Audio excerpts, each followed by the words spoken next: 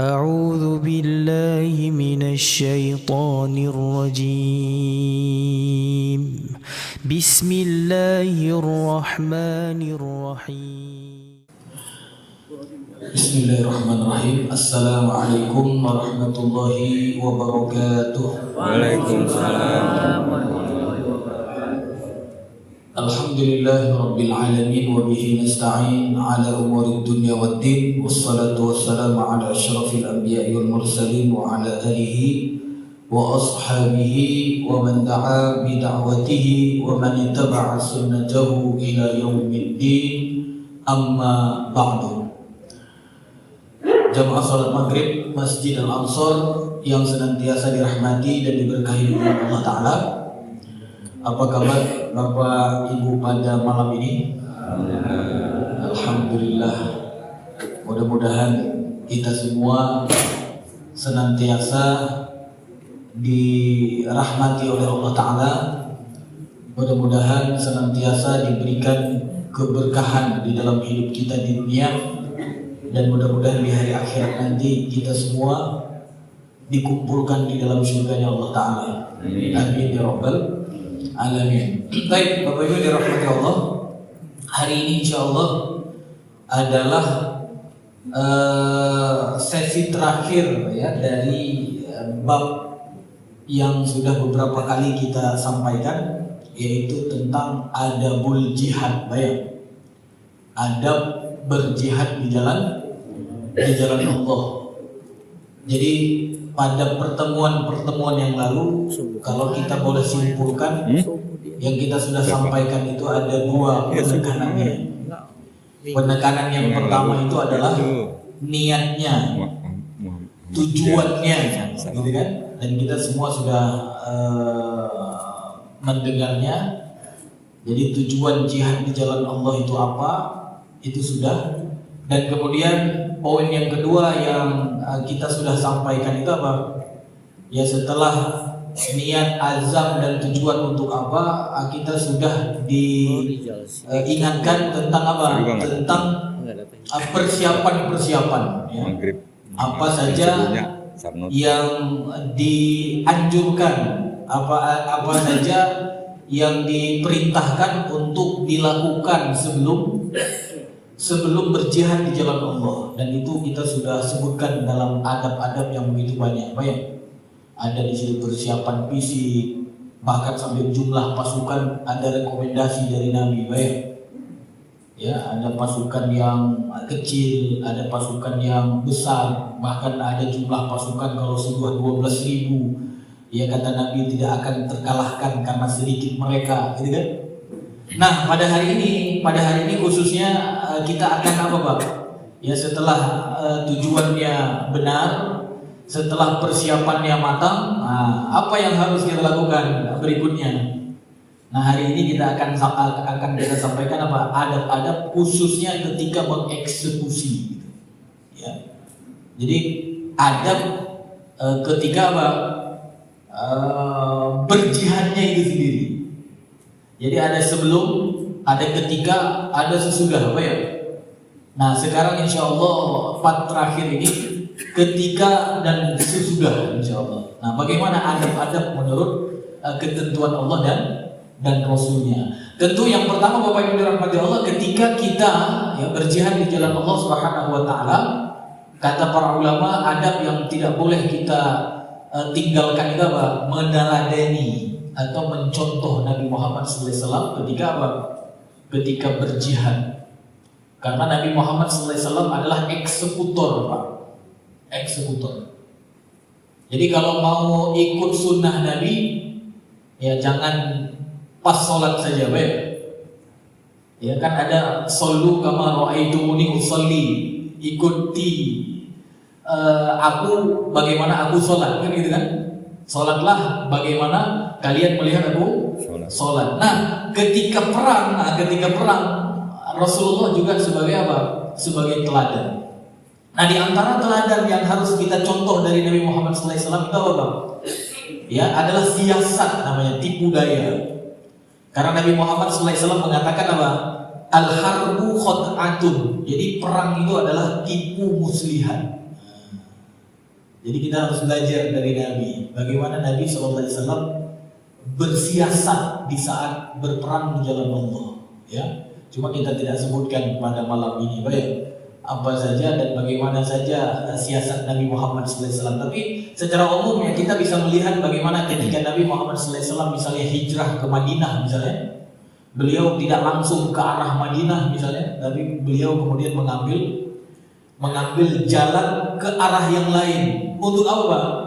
Untuk menipu musuh. Wah, itu diantara contoh ya. Dan ada siasat-siasat yang lain yang telah dicontohkan oleh Nabi Muhammad SAW. Nah, kemudian Bapak Ibu dirahmati Allah, di dalam mencontoh Nabi Muhammad SAW, pemimpin itu atau amir mujahid fi sabilillah itu harus melepaskan pasukan. Dan ketika melepaskan pasukan, seorang pemimpin atau seorang amir itu dia bisa mencontoh Nabi Muhammad SAW. Di antaranya apa? Nabi SAW ketika melepaskan pasukan untuk berjihad, beliau menitipkan kepada Allah. Ya, di antaranya apa? Kata Rasulullah SAW, "Astaudi'ullah dinakum wa amanatakum wa khawatima a'malikum," kata Rasulullah. Jadi ketika melepas pasukan, maka seorang pemimpin, seorang amir itu dia mengatakan apa? Aku titipkan kepada Allah agama kalian. Astaudi'ullah dinakum. Nah, itu di hadapan pasukan seorang amir harus begitu. Ya, Rasulullah ketika melepas pasukan atau ketika beliau ikut bersama pasukan, beliau mengatakan, Astaudi'ullah, aku titipkan kalian. Yang pertama dititipkan itu apa? Dinakum. Ya, yang kedua apa? Amanatakum, amanah. Biar apa, Pak? Biar nanti pasukan tidak khianat, ya. Apalagi sekarang kayaknya kalau pemimpin yang memimpin umat Islam itu yang paling penting kayaknya memang menitipkan amanah ya. Ya, apalagi pemimpin baru 2 hari dipilih langsung apa, Pak? Langsung khianat. Maka Rasulullah, ya, astaudi'ullah dinakum, yang pertama agama, yang kedua apa? Amanah. Habis itu apa? Dititipkan juga khawatima a'malikum, akhir amalan kalian. Jadi yang namanya akhir yang baik itu kan harapan semua orang, baik. Makanya kita minta kepada Allah, ya, husnul khotimah. Nah, Rasulullah titipkan kepada Allah akhir dari amalan para mujahid di jalan Allah. Jadi kira-kira di kita ini ada yang siap jadi amir nggak, Pak? Yang siap jadi pemimpin sudah belum, Pak? Kalau jadi pemimpin minimal harus hafal ini, Pak. Ya, kalau belum hafal ini berarti belum boleh jadi amir, ya, khususnya amir pasukan. Ya, nah, itu kalau panglima pasukan itu harus bisa, Pak. Itu tes layak jadi panglima atau tidak, minimal doa ini, Pak. Ya kan, kalau di Indonesia ada tes untuk jadi panglima, ya. Berarti DPR minimal harus tanya gitu ya. Kalau kamu melepas pasukan, bagaimana caranya? Nah, gitu ya. Kalau dia sudah mengatakan, aku melepas pasukan nanti akan kutitipkan kepada Allah. Mereka kutitipkan kepada Allah, yang pertama agamanya, yang kedua kutitipkan kepada Allah amanah mereka, yang ketiga khawatim, ya, a'mali, kutitipkan penutup amal mereka. Ya, ini yang dilakukan oleh Nabi Muhammad SAW. Nah, kemudian Bapak Ibu dirahmati Allah, apa yang dicontohkan dari Nabi Muhammad SAW ketika berperang? Ya, ketika berperang Nabi Muhammad SAW memerintahkan pasukan itu untuk menyuruh musuh kepada salah satu dari 3 perkara. Jadi, kalau kita sudah eksekusi, maka ada yang diserukan, dan Rasulullah Muhammad SAW memerintahkan salah satu dari 3. Ya, apa yang pertama diperintahkan untuk diseru kepada musuh, Pak? Nah, apa, Pak? Atau kita langsung habut saja, langsung aja nuklir gitu ya, mati semua gitu ya. Ya, seperti siapa dulu, Amerika nuklir Jepang gitu ya. Ya, atau kita begitu juga gitu ya, serang tiba-tiba biar musnah gitu ya.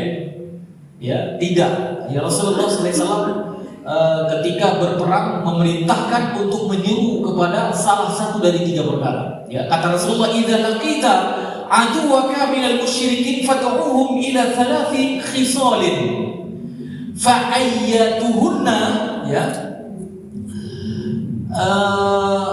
ma ajabuka faqbal minhum wa kuffa anhum." Kata Rasulullah sallallahu alaihi wasallam. Jadi apabila engkau bertemu musuh dari kaum musyrikin, maka ajaklah mereka kepada 3 perkara, kata Rasulullah sallallahu alaihi wasallam. Ya, jika mereka menyambut ajakanmu, artinya mereka mau menerima ajakan tersebut, maka terimalah mereka dan tahan tangan-tangan kalian. Terima mereka dan tahan tangan. Artinya apa? Tidak boleh menyerang. Ya. Apa yang pertama? Kata Rasulullah SAW, "Ud'uhum ilal Islam." Itu yang pertama. Ajak mereka kepada Islam. Ya. Nah, fa in hum ajabuka faqbal minhum wa kuffa anhum. Ya. Apabila mereka kemudian menyambut ajakanmu, dia mau menjadi muslim, masuk Islam, maka terimalah dan tahan tangan-tangan kalian. Artinya nggak jadi apa Pak? Nggak jadi diserang. Nggak boleh. Kalau sudah muslim nggak boleh apa? Nggak boleh diserang. Dan kemudian fa'inhum abau ayyadkhulu fil Islam. Apabila mereka itu kemudian menolak untuk masuk Islam, fasalhum i'ta'al jizyah, kata Rasulullah. Maka minta mereka untuk bayar jizyah. Apa itu jizyah Pak? Jizyah itu kalau bahasa kita sekarang pajak, inilah kira-kira. Ya, pajak. Jadi kalau mereka nggak mau masuk Islam, jangan langsung apa Pak? Diperangi juga. Gitu. Ya, jadi ada tahap-tahapan yang harus diketahui oleh pasukan Muslim. Kalau mereka nggak mau masuk Islam, nggak boleh dipaksa, karena la ikraha fiddin, tidak ada paksaan dalam agama. Ya, kalau kita bahas nanti kenapa Allah tidak memaksa aja manusia kepada Islam, itu panjang lebar pembahasan ini. Ya singkatnya apa Pak? Singkatnya karena memang Allah sudah beri sebenarnya, sudah beri agama yang benar kepada setiap manusia, sudah beri, tak perlu dipaksa, sebenarnya sudah beri. Tapi kemudian nanti manusia merubahnya. Itu kenapa Allah tidak memaksa ya seseorang untuk masuk Islam. Ya kan benar kan? Semua manusia kan sudah pernah diberi Islam kan? Kan kullu maulud yulad ala fitrah. Setiap yang lahir ke muka bumi itu lahir dalam keadaan fitrah, suci, Islam kata para ulama. Jadi ngapain dipaksa? Orang Allah sudah kasih, gitu kan?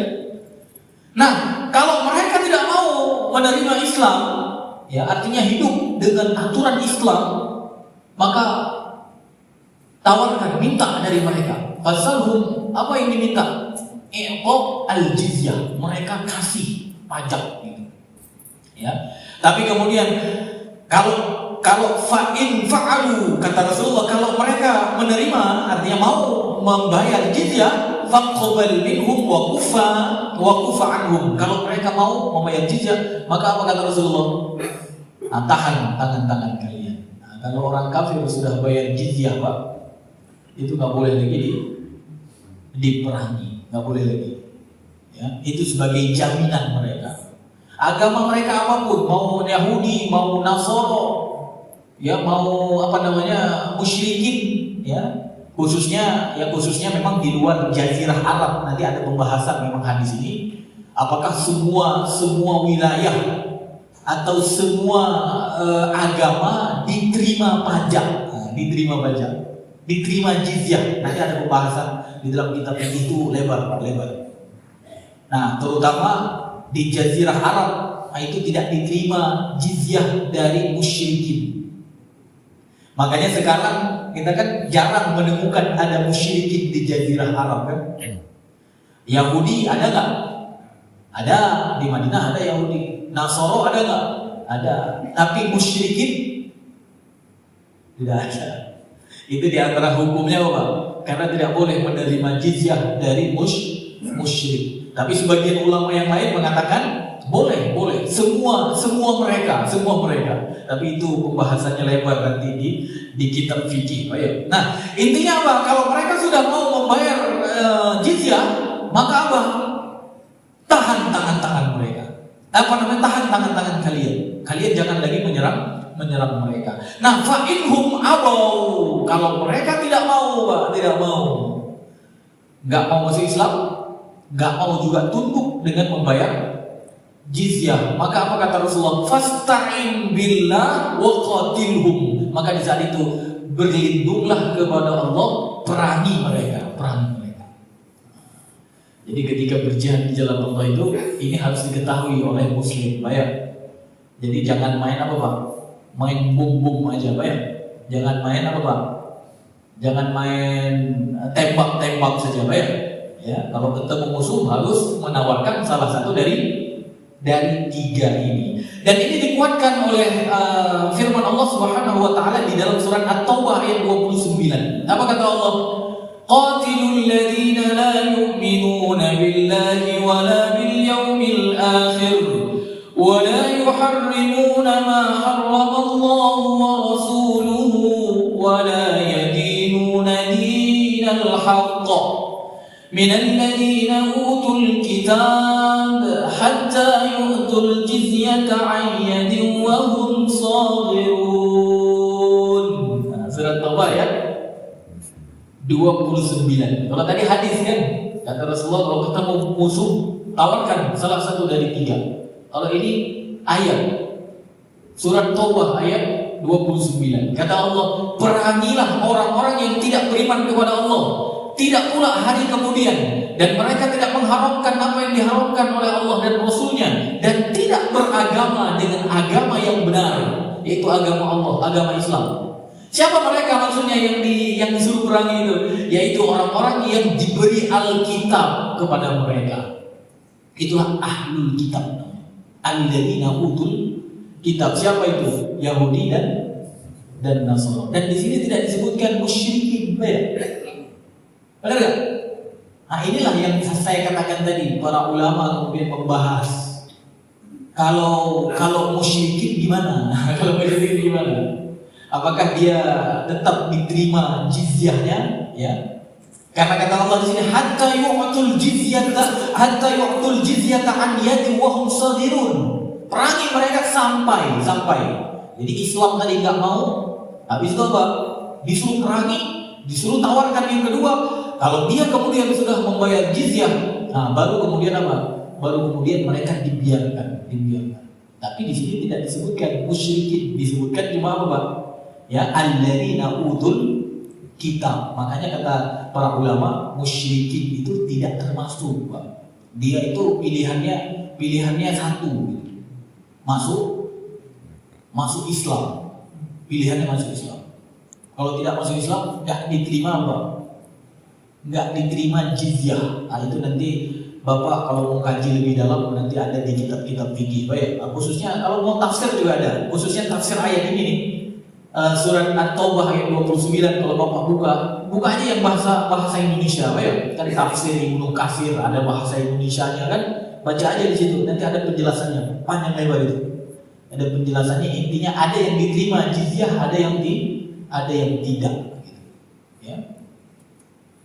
Baik, Bapak Ibu dirahmati Allah, ini yang harus diketahui oleh orang yang berjihad di jalan Allah. Jangan apa? Jangan langsung main apa, Bang? Main habisin saja, ada tahap gitu, ada tahap, Pak ya. Begitu ketemu kafir langsung main bunuh-bunuh aja, gitu ya. Nah, itu tidak benar, Pak ya. Tidak benar. Nah, yang ketiga, Bapak Ibu dirahmati Allah, bagaimana mencontoh Nabi Muhammad SAW ketika berperang? Ketika ada berperang di jalan Allah Subhanahu wa taala, Rasulullah SAW ya menganjurkan kita untuk berdoa kepada Allah. Masya Allah. Ya, berdoa kepada Allah. Ya, sesungguhnya apabila berperang, Nabi SAW berdoa. Bagaimana doa Nabi Muhammad SAW? Di dalam sebuah hadis yang diriwayatkan oleh Imam Ahmad, Abu Daud, At-Tirmizi, yang hadis itu adalah hadis hasan, Rasulullah meminta, Allahumma anta abudi wa nasiri bika ahulu wa bika asulu wa bika uqatil. Nah, ini yang sudah punya azam. Tadi kan di pertemuan yang lalu kan kita fokusnya kepada azam, ya, kepada persiapan. Nah, kalau sudah punya azam, sudah punya persiapan, ya kalau amir tadi harus hafal apa Pak? Doa melepaskan. Nah, kalau yang bukan amir berarti minimal hafal doa apa Pak? Doa mengeksekusinya, Pak ya. Allahumma anta abudi. Apa artinya abudi? Abudi itu engkau adalah penolongku. Masya Allah. Jadi pas kita mau berangkat, Pak ya, Allahumma anta abudi wa nasiri. Yang artinya apa? Engkau yang memberi kemenangan. Engkau pelindung, engkau yang memberi kemenangan. Habis itu kita sebutkan bika ahulu dengan namamu. Artinya apa? Karena engkau ya Allah, aku menghalangi musuh. Oh, berarti ini yang jihadnya apa Pak? Masih ingat dulu? Kalau kita halangi, karena apa? Karena mereka menyerang kita kan? Ya, berarti kita halangi. Dan itu hukumnya apa Pak? Masih ingat dulu Pak? Kalau mereka serang kita, hukumnya apa? Fardhu'in, Masya Allah. Bika ahulu, dengan namamu aku halau mereka. Wa bika asulu, dan dengan namamu aku menyerang mereka. Nah, kalau menyerang berarti fardu apa kemarin? Yang pembahasan yang lalu Pak? Fardu kifayah. Ya, fardu kifayah. Masya Allah. Ya. Habis itu apa? Wa bika uqatil, dengan namamu aku membunuh mereka atau memerangi mereka. Ya. Udah hafal belum Pak? Siapa yang udah hafal Pak? Allahumma. Wah, ini kan bukan pemimpin. Kalau pemimpin yang tadi kan astaudiullah. Kalau pemimpin tadi menitipkan kan astaudiullah. Apa yang kita titipkan yang pertama Pak? Yang pertama dinakum, agama kalian. Yang kedua Pak? Amanatakum, amanah kalian. Habis itu apa? Khawatimah a'malikum. Nah, kalau ini pasukan berarti kudu berdoa semua kan? Harus hafal Pak. Nah, siapa yang udah hafal Pak?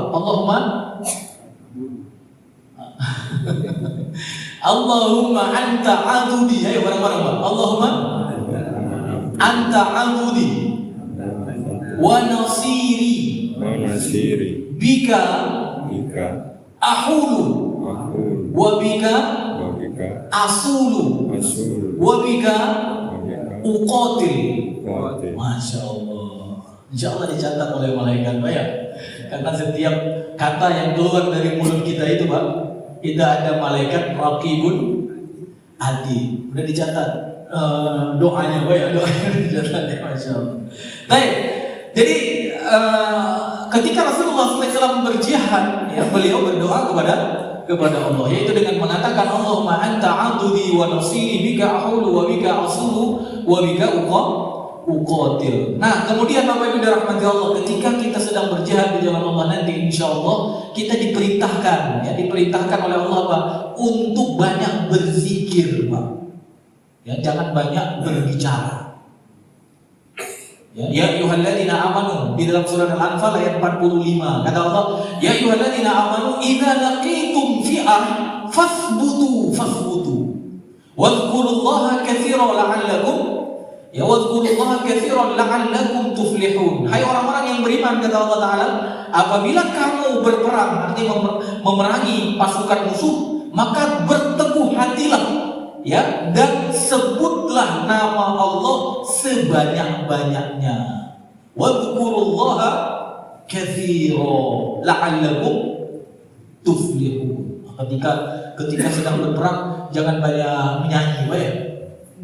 Ya, kalau sekarang kan musuh itu semangatnya apa Pak? Semangat musuh biasanya pakai apa Pak?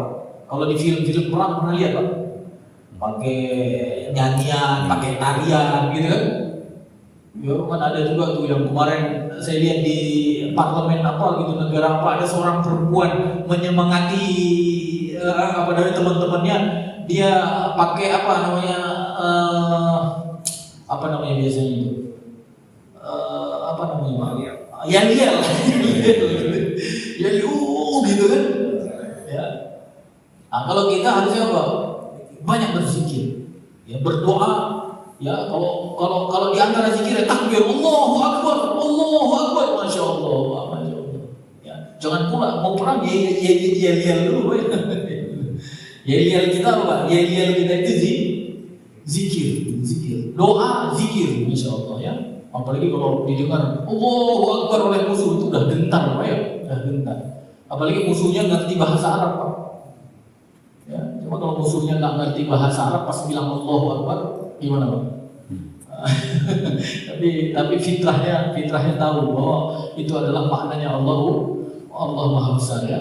Baik, yang kelima Bapak Ibu dirahmati Allah ya, di dalam berperang dengan mencontoh Nabi Muhammad SAW di dalam masalah apa? Di dalam masalah tawakal. Bertawakal kepada Allah semata dan yakin kepadanya serta mengharap pertolongan darinya. Dalam surat Ali Imran ayat 160, apa kata Allah? Iyansurkumullahu fala ghaliba lakum wa iyakhzulkum faman dzalladzi yansurukum min ba'di wa 'ala Allah falyatawakkalul mu'minun. Ya. Jadi jika Allah menolong kamu, maka tak ada orang yang dapat mengalahkanmu, kata Allah. Tapi jika Allah membiarkan kamu, Allah tidak memberi pertolongan, maka siapakah gerangan yang dapat menolong kamu selain dari Allah, ya. Oleh karena itu Bapak Ibu dirahmati Allah, karena itu hendaklah kepada Allah saja orang mukmin itu bertawakal. Jadi ketika perang itu jangan apa? Dulu kan kita sudah sampaikan kan, jangan apa namanya? Jangan bangga dengan jumlah, gitu kan. Jangan senang dengan persiapan perlengkapan senjata, gitu kan. Bahkan di perang Hunain itu ada yang bangga dengan jumlah, bayar. Dibuat kocar-kacir oleh Allah. Dibuat kocar-kacir. Dengan jumlah tak boleh bangga, dengan persenjataan tidak boleh takjub. Tapi apa? Bertawakal kepada Allah. Karena pada dasarnya yang memberikan kemenangan itu adalah Allah. Tapi hari ini Muslim banyak yang bertawakal pada ikhtiar, benar nggak? Ya bahkan nggak berani bergerak kalau senjatanya belum ada, gitu ya. Berarti tawakalnya sama siapa? Sama senjata, gitu ya. Ya, wallahu a'lam. Mudah-mudahan kita di sini jadi orang-orang yang bertawakal kepada Allah, ya. Tapi tentunya setelah apa? Setelah tadi melakukan langkah-langkah yang kemarin, ya, persiapan, gitu kan? Ya, sudah persiapan, habis itu baru tawakal, ya. Nah, kemudian Bapak Ibu dirahmati Allah, ada juga penguat di dalam surat Ali Imran ayat 126. Apa kata Allah? Wa man nasru illa min 'indillahil 'azizil hakim. Dan kemenangan itu hanyalah dari Allah yang Maha Perkasa lagi Maha Bijaksana. Jadi kemenangan itu bukan karena jumlah, bukan karena senjata, tapi kemenangan itu karena apa? Wa man nasru illa min indillah, kata Allah. Kalau udah sampai keyakinan ke sini, Pak, yakin bahwa yang memenangkan itu adalah Allah, insya Allah kita menang. Tapi hari ini perlu diyakinkan, Pak ya, perlu diyakinkan. Baik. Kemudian yang perlu dicontoh dari Nabi Muhammad SAW juga apa, Pak? Teguh menghadapi musuh dan tidak melarikan diri. Apalagi melarikan diri dalam jihad fi sabilillah itu dosa besar. Jadi walaupun terluka seperti perang Uhud, sudah Rasulullah terluka, bahkan sahabatnya harus apa, Pak? Harus buat tameng, gitu. Rasulullah nggak kabur, dan sahabatnya nggak kabur, benar nggak? Ya. Nah, ini ada dalam surat Al-Anfal ayat 15 dan 16. Ya ayyuhalladzina amanu idza laqitumul ladzina kafaru zahfa fala tuwalluhumul adbar, kata Allah. Hai orang-orang yang beriman, apabila kamu bertemu dengan orang-orang yang kafir yang sedang menyerangmu, artinya berhadapan dengan musuh, sedang berperang, maka janganlah kamu membelakangi mereka atau mundur. Jangan mundur, Pak. Ya. Kalau mundur dosa besar. Kalau maju, kalau misalnya ajal di sini, surga. Kalau tidak ajal, dapat pahala jihad. Mundur dosa besar, ya. Maka di sini disebutkan oleh Allah Taala, wa may yuwallihim yawma idzin duburahu illa mutaharrifan liqitalin aw mutahayyizan ila fi'atin faqad ba'a bi ghadabin minallah wa ma'wahu jahannam wa bi'sal masir. Kata Allah. Serem Pak, serem.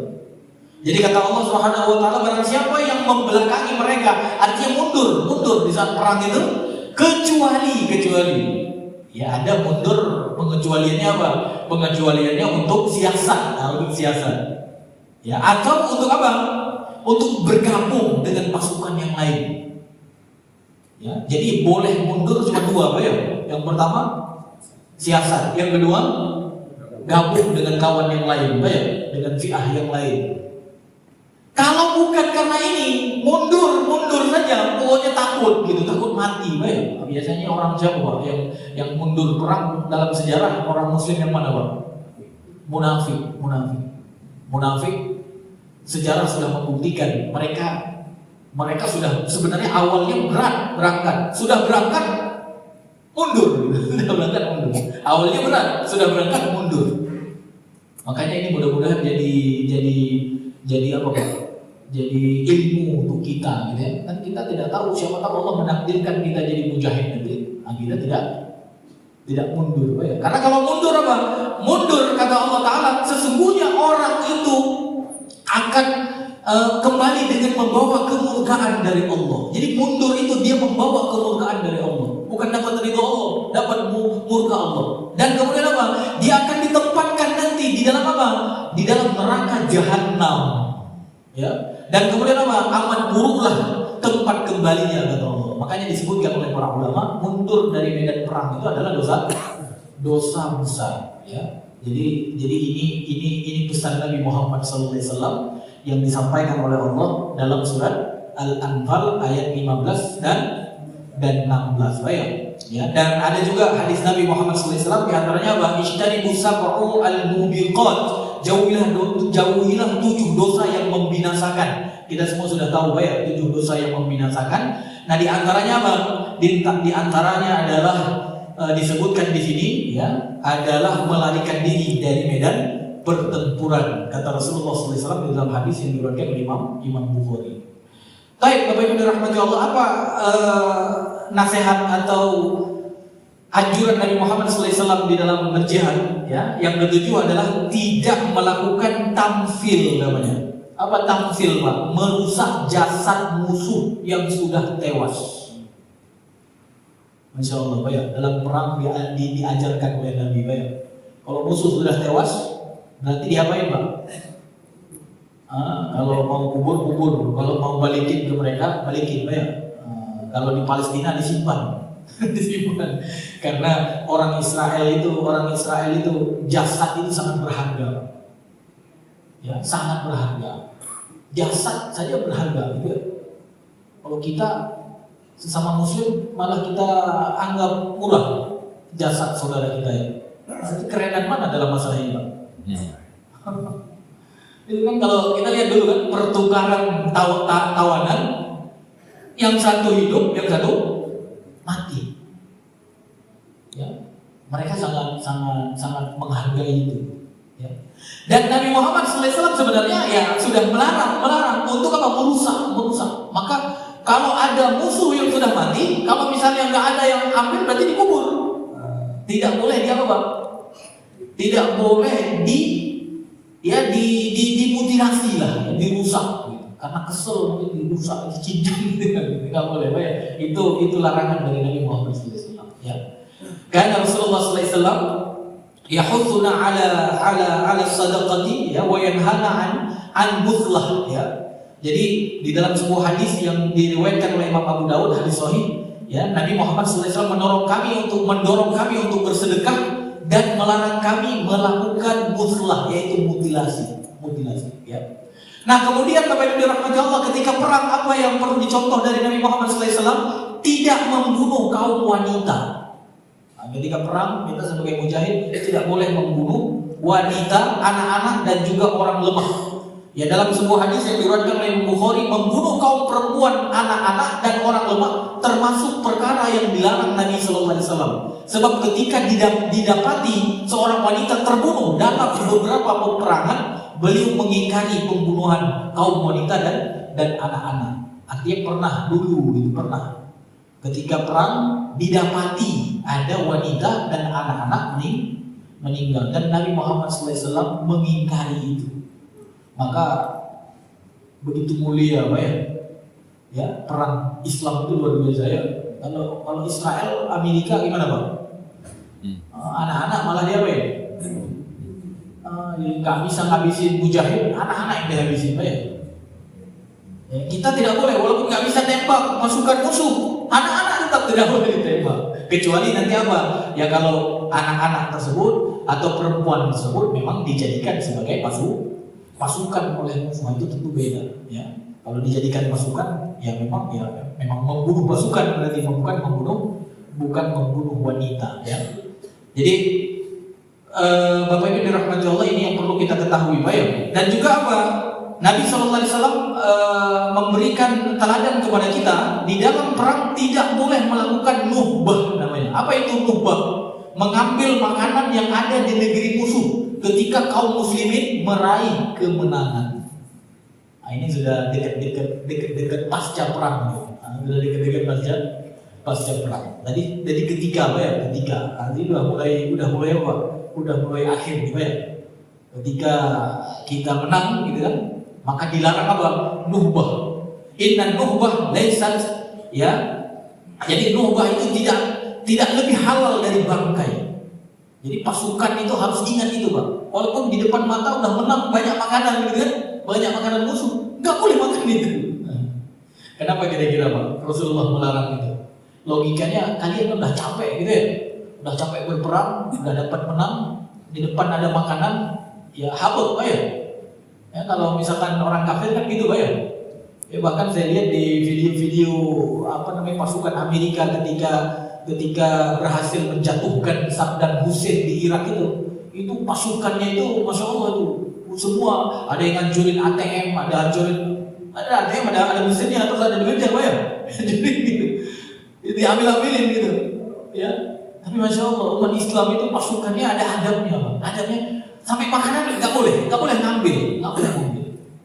Tentu hikmahnya banyak Pak ya, banyak hikmahnya. Kalau kita lihat, apalagi sekarang ada perang apa Pak? Perang bukan dengan senjata saja, dengan makanan bisa jadi senjata Pak ya. Ya udah menang, ternyata makanannya udah diracun misalnya, kan bisa aja kan? Bisa aja mati semua gitu. Nabi Muhammad itu tentu ketika mengatakan sesuatu singkat tapi maknanya luas.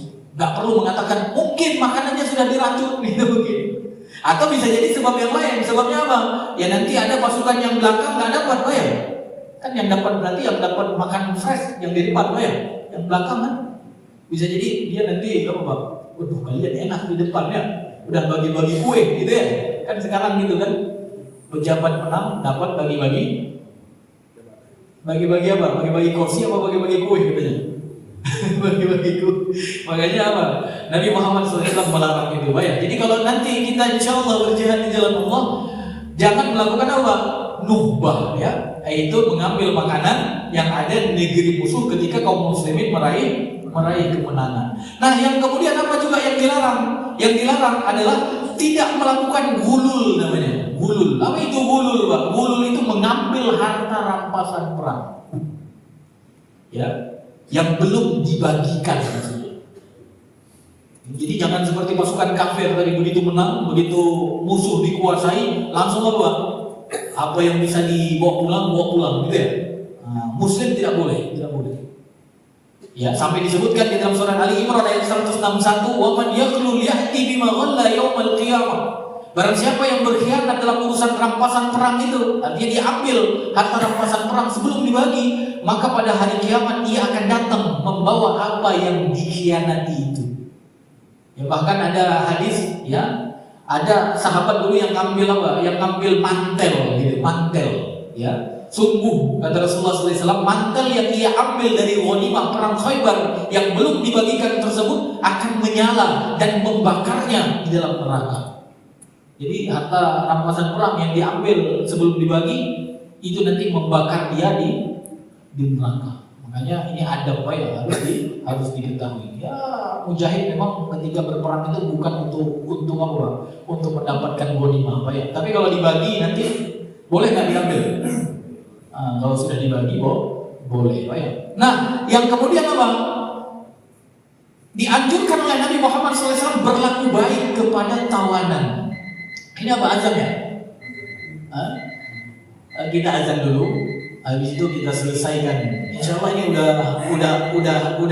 Udah tahap menang ini, ya. Udah tahap akhir perang. Ya, udah tahap akhir perang. Nanti masalah ghanimah tadi sudah, masalah makanan tadi sudah, ya. Tinggal nanti ada tawanan-tawanan diapain gitu, ya. Bagaimana Nabi menasehati kita, kita sampaikan setelah azan Isya insyaallah. Ya, silakan. Allahu Akbar, Allahu Akbar, Allahu Akbar,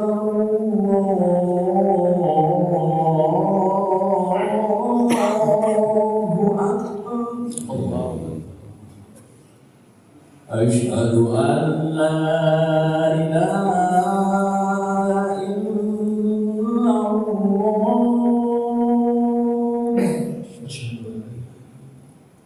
Asyhadu an la ilaha illallah,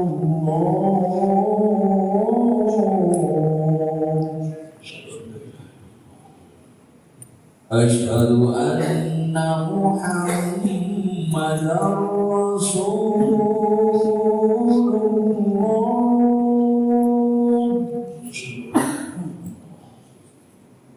Asyhadu anna Muhammadar Rasulullah.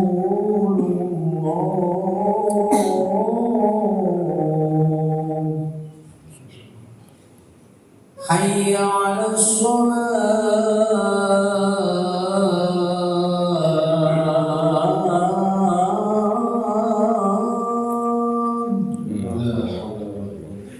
Hayya 'alas shalah.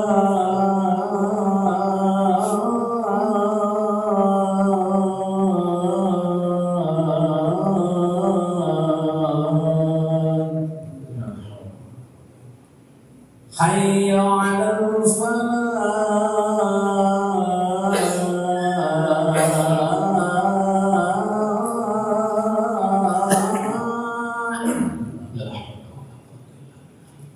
Hayya 'alal falah.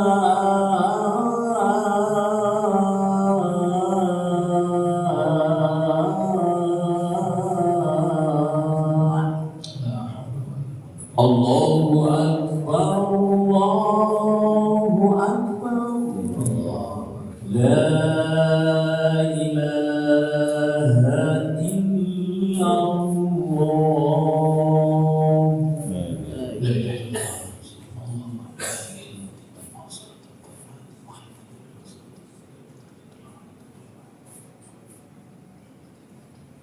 Baik, Bapak Ibu dirahmati Allah, insyaallah.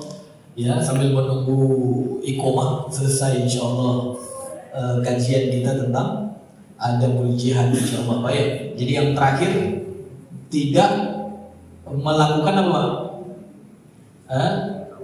Tidak melakukan hulul tadi ya. Hulul itu apa? Mengambil harta rampasan sebelum dibagikan. Sabar gitu ya, sabar. Nanti juga dibagikan. Cuma ada ketentuan ya, ada ketentuan. Siapa yang bagi nanti? Yang baginya ya amir gitu ya. Dan jangan pula nanti bilang amirnya nggak adil ya. Karena ada juga dulu ya.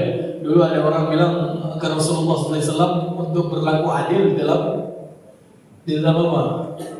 Di dalam pembagiannya. Nah, itu nggak benar gitu ya. Jadi harus yakin ya sama amir gitu ya, amir. Dan mudah-mudahan amirnya amanah ya. Cuma kalau amir sekarang nggak tahu ya. Ya, baik. Yang kemudian apa Bapak Ibu dirahmati Allah? Ya, yang kemudian menjadi adabul jihad ya, berlaku baik kepada tawanan. Berarti ketika perang menang biasanya ada apa Pak? Tawanan. Cuma tawanan ini bisa sudah menang atau bisa ketika proses, baik.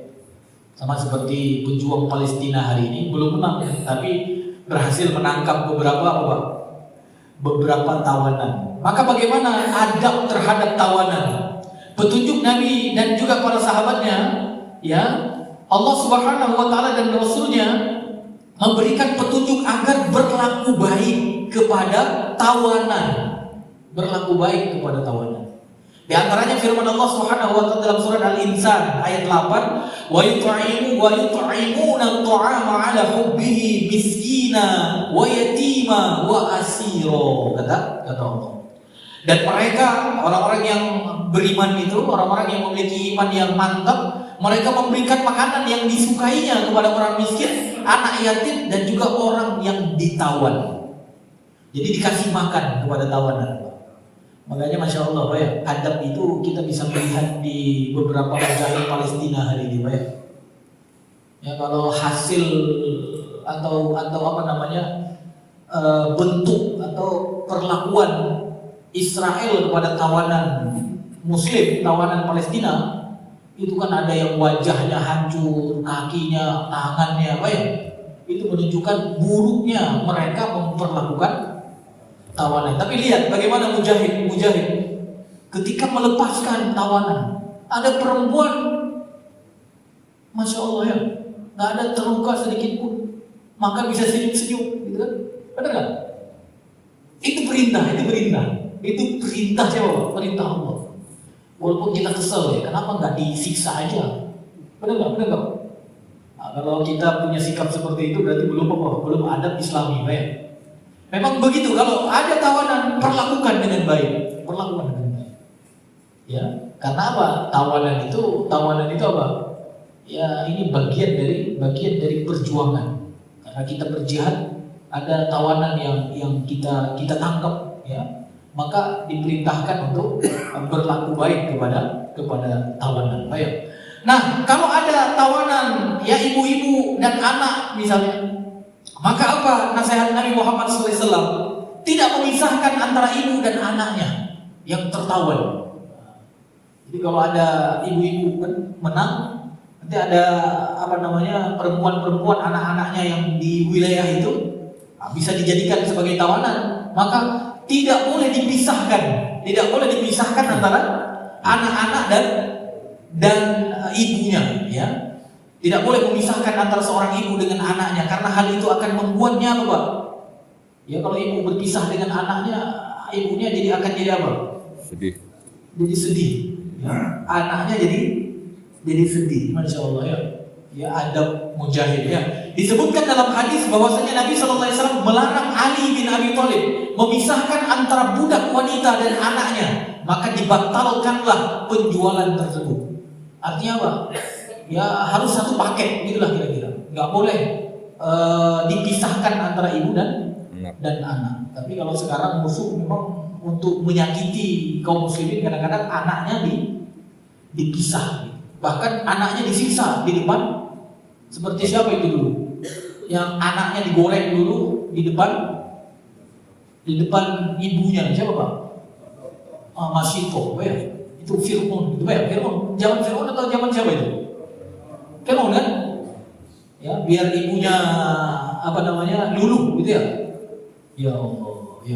Baik. Nah, ini Islam melarang gitu, Pak, melarang gitu. Tidak boleh memisahkan antara ibu dan anak ya. Nah, kemudian Bapak Ibu dirahmati Allah, ketika mendapatkan kemenangan, Bapak Ibu dirahmati Allah, apa yang dianjurkan di dalam Islam? Yaitu sujud syukur. Sujud syukur ketika mendapatkan kemenangan. Baik.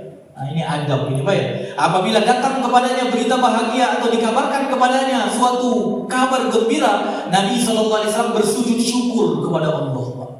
Ya, dalam hadis yang diriwayatkan oleh Imam Abu Dawud, ya, ini termasuk bentuk sikap tawadhu kepada Allah dan pengakuan bahwa Dialah pemilik segala nikmat dan keutamaan. Jadi Bapak Ibu dirahmati Allah, kalau menang semua sujud syukur, ya.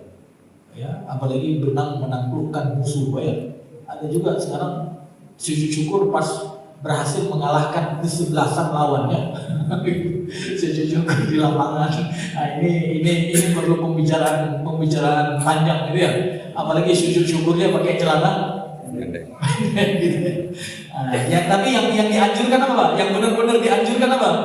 Jadi mendapatkan kabar bahagia yang benar-benar apa? Itu merupakan nikmat seperti mendapatkan kemenangan melawan musuh. Nah, kemudian apa? Kemudian Bapak Ibu dirahmati Allah, mengakui karunia Allah Ta'ala ketika mendapatkan kemenangan. Jadi jangan sombong. Kemenangan itu dari Allah, karunia Allah. Maka diantaranya apa? Wajib hukumnya menisbatkan pertolongan hanya kepada Allah Ta'ala, sebagaimana firman-Nya, laqad nasarakumullah fi mawatin katsira, dalam surat Taubah ayat 25. Sungguh Allah telah menolong kamu mukminin di banyak medan perang. Jadi kita harus mengakui itu atas pertolongan Allah. Ya, Allah juga berfirman di dalam surat Al-Baqarah ayat 249, kam min fi'atin qalilatin ghalabat fi'atan katsiratan biiznillah. Betapa banyak kelompok kecil mengalahkan kelompok besar dengan izin Allah. Allah bersama orang-orang yang bersabar. Ya, makanya Bapak Ibu dirahmati Allah, ketika mendapatkan kemenangan harus diakui itu pemberian Allah. Dan kemudian apa? Adab selanjutnya, ya, kalau ini hukum yang fardu kifayah, ya, tinggal di negeri musuh setelah mendapatkan kemenangan. Ya, menetap di negeri musuh bertujuan untuk apa? Untuk menampakkan kekuatan kaum muslimin, kewibawaan mereka, dan kesempatan untuk menyebarkan Islam di negeri tersebut. Jadi kalau yang tadi hukumnya fardu kifayah, ya, kan kita ke wilayah mereka kan, seperti para sahabat dulu sampai ke mana? Ke Spanyol, ya, Andalusia kan. Maka dianjurkan mereka menetap di situ. Untuk apa? Menebarkan dakwah di situ. Untuk menunjukkan syiar-syiar Islam. Disebutkan dalam hadis bahwasanya apabila berhasil mengalahkan suatu kaum, Rasulullah SAW tinggal di negeri itu selama 3 hari. Itu hadis yang diriwayatkan oleh Imam Bukhari dan Imam Muslim. Minimal 3 hari di situ, ya. 3 hari, jangan langsung pulang. Kalau langsung pulang nanti apa, Pak? Negara wilayahnya malah diambil musuh lagi, ya. Tetap di situ, ya, Masya Allah. Nah, kemudian apa? Yang terakhir, pemimpin pasukan mengirim utusan untuk mengabarkan kabar gembira kepada kaum muslimin atas kemenangan mereka. Jadi kalau sudah menang, jangan diam-diam aja, Pak. Ya, pemimpin pasukan harus apa, Pak? Kirim WA lah kalau sekarang, ya, WA gitu. Alhamdulillah kita berhasil. Semua sujud syukur pula yang di sana kan, yang di sana, yang di pusat ibu kota misalnya, pusat pemerintahan sujud syukur, ya. Sebab ketika Nabi SAW mengutus Jarir bin Abdullah untuk membakar Zulkhulasah, ya, berhala yang terkenal, Jarir mengutus seorang laki-laki untuk menyampaikan kabar gembira kepada Rasulullah setelah ia membakarnya. Jadi disampaikan berita ketika berhasil dalam misi tersebut. Ya, makanya ini harus diketahui oleh pasukan jihad di jalan Allah, Pak, ya. Nah, yang terakhir, Pak, yang terakhir banget, kaum muslimin keluar untuk apa? Menyambut para mujahidin yang kembali. Ya, kan tadi pagi kan udah 3 hari di sana, minimal 3 hari kan balik, Pak, ya. Anak istrinya kan masih di sini, Pak, ya. Balik, ada pasukan yang balik. Maka apa? Kebiasaan menyambut para mujahidin ini dikenal pada zaman Nabi SAW. Sesungguhnya ketika Nabi SAW tiba di Madinah dari perang Tabuk. Jadi beliau kan di Madinah kan, perang Tabuk di Tabuk, artinya di luar Madinah. Nah, ketika datang dari perang Tabuk, maka kaum muslimin menyambut beliau, ya. Di dalam hadis yang diriwayatkan oleh Imam Bukhari, beliau disambut di mana? Di Saniyatul Wada, ya, disambut. Ya, Masya Allah atas kemenangan gitu, ya, Masya Allah, ya. Ya, ini membahagiakan kan, Pak, ya. Makanya disebutkan oleh Al-Muhallab, beliau berkata apa? Menyambut para musafir dan mujahidin yang kembali dari medan jihad ataupun ibadah haji dengan kabar gembira dan kebahagiaan merupakan kebiasaan yang dikenal. Artinya apa? Itu termasuk perbuatan taat, Pak. Jadi menyambut orang yang pulang dari safar, ya seperti mujahid tadi, atau orang yang sedang melakukan ibadah haji, kita sambut, kita buat makan-makan mungkin, Pak, ya. Nah, itu apa? Itu bagian dari ketaatan. Kalau kita sekarang mungkin beda, Pak, ya. Pas berangkat dilepas dengan sukacita, pas pulang gimana? Seharusnya pas berangkat atau pas pulang yang dianjurkan. Yang merupakan benar-benar ketaatan itu adalah ketika pas pulang. Nah, begitu juga mujahid disambut pulangnya oleh kaum muslimin. Mudah-mudahan Pak ya, mudah-mudahan ke depan kita bisa berpartisipasi di dalam membela Islam ya, di dalam berjihad di jalan Allah ya. Di apa-apa yang kita sampaikan hari ini, mudah-mudahan kita bisa merasakan betapa indahnya berjuang di jalan Allah. Jadi kesimpulannya apa Pak? Di pertemuan-pertemuan yang lalu kita sudah sampaikan tentang niat, tujuan dari perang di jalan Allah. Begitu juga ada persiapan-persiapan yang diperintahkan. Bagaimana sebelum perang apa saja yang perlu kita lakukan. Dan hari ini kita juga sudah sampaikan adab-adab ketika berperang secara umum, yaitu mengikuti bagaimana Nabi Muhammad SAW yang mencontohkan, atau Nabi Muhammad SAW yang melepas ya kalau beliau tidak berangkat ya. Maka mudah-mudahan ini menjadi ilmu yang bermanfaat untuk kita, dan mudah-mudahan ya kalaupun kita tidak menjadi orang yang mengeksekusi, minimal orang-orang yang punya azam untuk berjihad di jalan Allah. Baik, karena pada pertemuan yang lalu saya sudah pernah sampaikan, orang yang pernah berazam di dalam hatinya walaupun dia belum diberi taufik untuk berjihad, maka dia minimal selamat dari Allah, selamat dari meninggal dari kemunafikan. Karena ada hadis Nabi Muhammad SAW, barang siapa yang meninggal kata Rasulullah dan dia belum pernah berperang, belum pernah mengeksekusi adab-adab yang kita sebutkan ini, dan dia belum pernah punya azam, belum pernah punya niat untuk menjadi mujahid di jalan Allah, maka kata Rasulullah SAW, mata ala syu'bah min nifaq, matinya dalam cabang kemunafikan. Maka biar kita selamat dari kemunafikan, gimana Pak? Kalaupun kita belum pernah berjihad langsung di jalan Allah, minimal punya apa? Punya niat, punya azam untuk berperang di jalan Allah. Udah punya niat semua insyaallah ya? Allahu Akbar. Masya Allah. Baik, mungkin ini yang bisa saya sampaikan. Mudah-mudahan Allah Subhanahu wa taala memberikan kita taufik di dalam menjalani kehidupan sesuai dengan apa yang diridhoi oleh Allah dan Rasulnya. Dan terakhir kita tutup dengan doa kafaratul majelis. Subhanakallahumma wa bihamdika asyhadu an la ilaha illa anta astaghfiruka wa atubu ilaik. Wassalamualaikum warahmatullahi wabarakatuh.